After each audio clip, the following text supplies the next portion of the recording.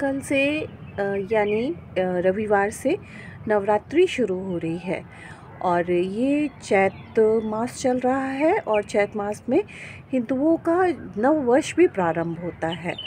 तो कल सभी लोग ज़्यादातर हिंदू सनातनी हिंदू अपने घर में कलश स्थापना करते हैं और 9 दिन तक दुर्गा माँ की आराधना व पूजा करते हैं, क्योंकि कहते हैं कि ये जो समय होता है ये संक्रमण काल होता है। और प्राचीन समय से और आयुर्वेद भी इस बात को कहता है कि इस टाइम पर अगर आप अपने शरीर की ऊर्जा को संचित करते हैं तो पूरी गर्मी भर वो ऊर्जा आपके अंदर प्रवाहित रहती है। तो बहुत खुशी की बात है, सब लोग अपने घर में घट स्थापना कर रहे होंगे, पूजा पाठ की तैयारी कर रहे होंगे।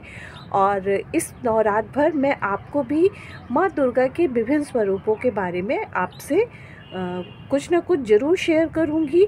और अभी विंध्याचल में बड़ी धूमधाम से माँ के आगमन की तैयारी हो रही है, सारी दुकानें सज गई हैं और पूरा वहाँ पे सब मेला वगैरह भी लग गया है, क्योंकि विंध्याचल में बहुत धूमधाम से नवरात्रि, ये चैत की नवरात्रि में और शरद ऋतु की नवरात्रि में बहुत बड़ा मेला लगता है, क्योंकि माँ के 51 शक्तिपीठों में विंध्याचल भी शक्तिपीठों में आता है।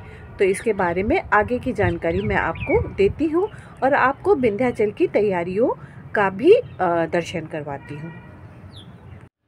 माँ विंध्यवासिनी मंदिर, जिसे विंध्याचल धाम भी कहते हैं, ये उत्तर प्रदेश के मिर्ज़ापुर ज़िले में स्थित है और गंगा नदी के किनारे एक बहुत ही सुंदर मंदिर बना हुआ है जो कि माँ विंध्यवासिनी को समर्पित है। इस मंदिर की कहानी ये है कि यहाँ पे आदि शक्ति का निवास है।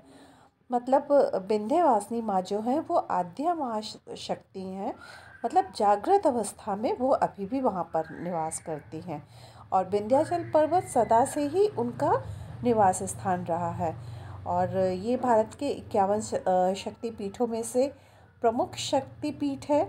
तो यहाँ पे आप देखेंगे कि बहुत ही धूमधाम से मेला लगता है और हजारों की संख्या में श्रद्धालु यहाँ श्रद्धा से भरपूर होकर दर्शन करने आते हैं।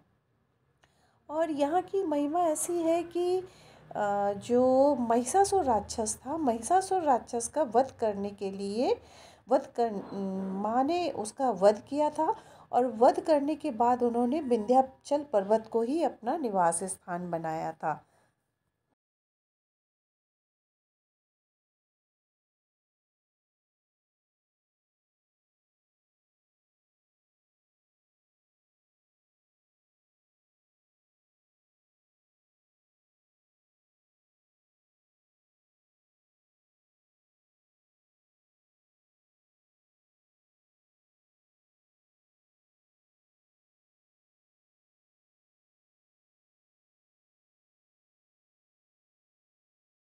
इसके अलावा ये भी कहते हैं कि 51 शक्तिपीठों में माँ का एक एक अंग गिरा था जब शिव जी उनके मृत शरीर को लेके सब जगह इधर से उधर जा रहे थे क्रोध की अवस्था में। तो माँ का शरीर का एक एक अंग कई स्थानों पर गिरता जा रहा था।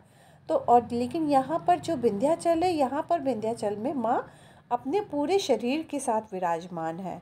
इसके अलावा कहते हैं कि माँ विंध्यवासिनी जो हैं वो यदुवंशियों की भी कुल देवी हैं। वैष्णव परंपरा में उन्हें नारायणी की संज्ञा दी गई है। तो आप भी माँ के दर्शन करिए। जय माँ दुर्गे।